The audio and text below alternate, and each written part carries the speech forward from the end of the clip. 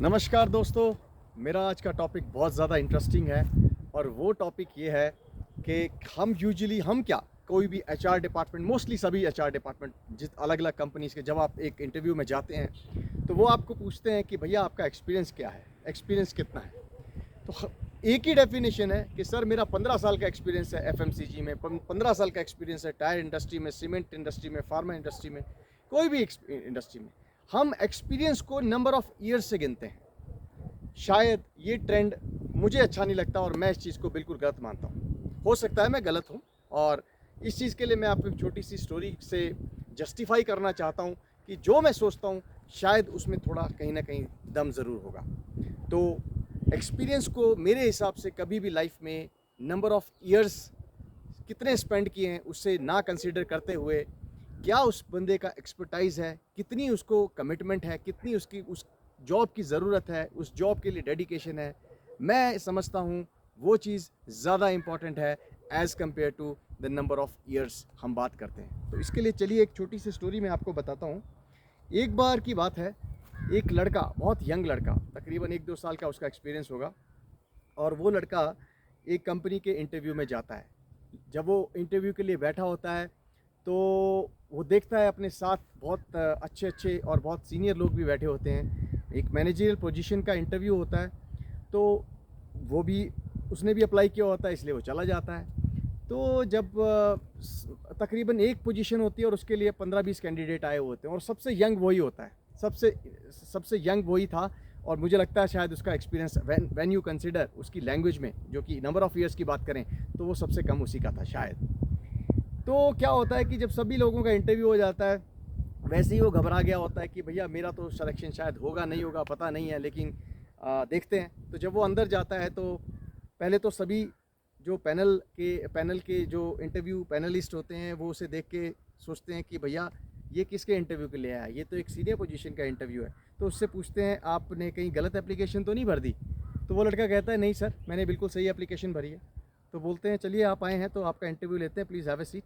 तो जब वो बैठ जाता है तो उससे वो सवाल पूछते हैं, और जितने भी वो सवाल पूछते हैं उस पर्टिकुलर एरिया से, उस पर्टिकुलर डोमेन से, वो लड़का बहुत ही बढ़िया तरीके से और हाईली इम्प्रेसिव तरीके से सारे सवालों का जवाब दे देता है। अब बारी आती है कि ये सारे के सारे पैनल मेंबर्स जो होते हैं बहुत खुश हो जाते हैं कि यार ये बंदा बहुत बढ़िया है। लेकिन क्योंकि कहीं ना कहीं वो प्रिजुडिश स्टीरियोटाइपिक अप्रोच होती है ना कि भैया हमें तो एक्सपीरियंस बंदा चाहिए, इसलिए वो उसे कहते हैं कि बेटा देखो, शायद हम तुम्हें ना ले पाएँ। इंटरव्यू में ही कह देते हैं, क्योंकि वो बहुत दूर से आया होता है और वो उम्मीद करता है कि शायद मेरा इंटरव्यू में सिलेक्शन हो गया तो मैं यहीं रुक जाऊंगा।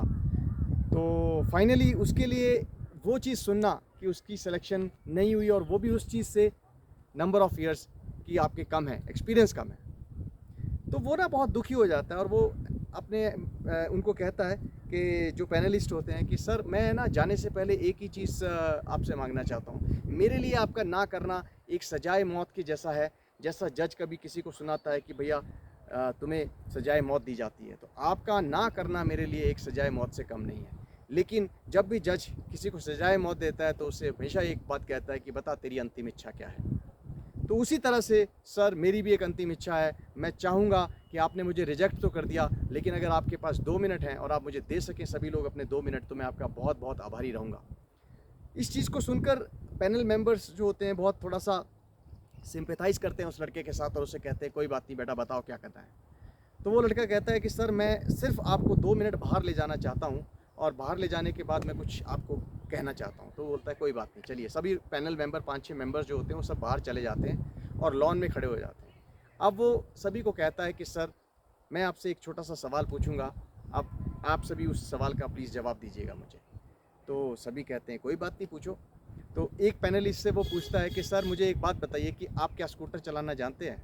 तो उसे बहुत अजीब सा सवाल लगता है कि यार ये क्या सवाल पूछ रहा है मेरे से। बोलता है हाँ ऑफ कोर्स मैं जानता हूँ, मैं 30 साल से स्कूटर चला रहा हूँ, मेरा 30 साल का एक्सपीरियंस है स्कूटर चलाने का।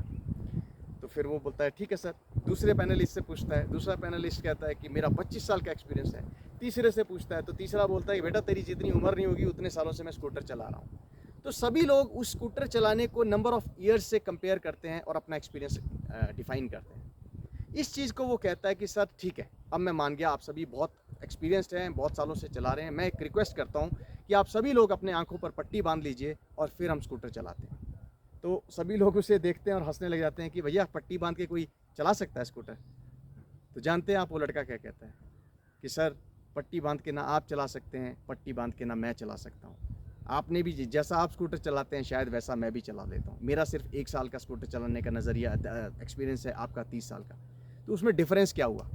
जब आप पट्टी बांध के चलाते कुछ अलग करते तो मैं मानता कि ये एक्सपीरियंस था। लेकिन अगर मेरा 1 साल का एक्सपीरियंस और आपका 30 साल का एक्सपीरियंस दोनों का जस्टिफिकेशन एक ही है, तो मैं इस एक्सपीरियंस को एक्सपीरियंस नहीं मानता।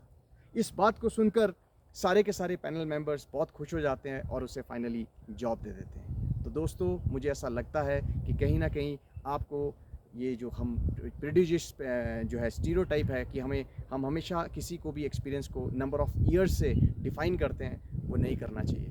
उस आदमी में उस जॉब की कितनी सबसे पहले नीड है, कितनी जॉब की अंडरस्टैंडिंग है, क्या उसकी डेडिकेशन है, कितना वो कमिटेड है, ये सब पैरामीटर्स विच आर इनटेंजिबल हमें कंसिडर करने चाहिए रादर देन हम नंबर ऑफ़ ईयर्स से किसी को यस या नो कहें।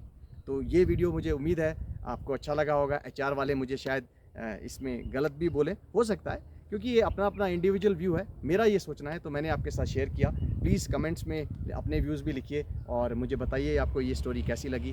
प्लीज़ इसे शेयर भी करिए सबके साथ, लाइक करिए और सब्सक्राइब करिए। आपका अपना Nitesh Gupta. Thank you very much.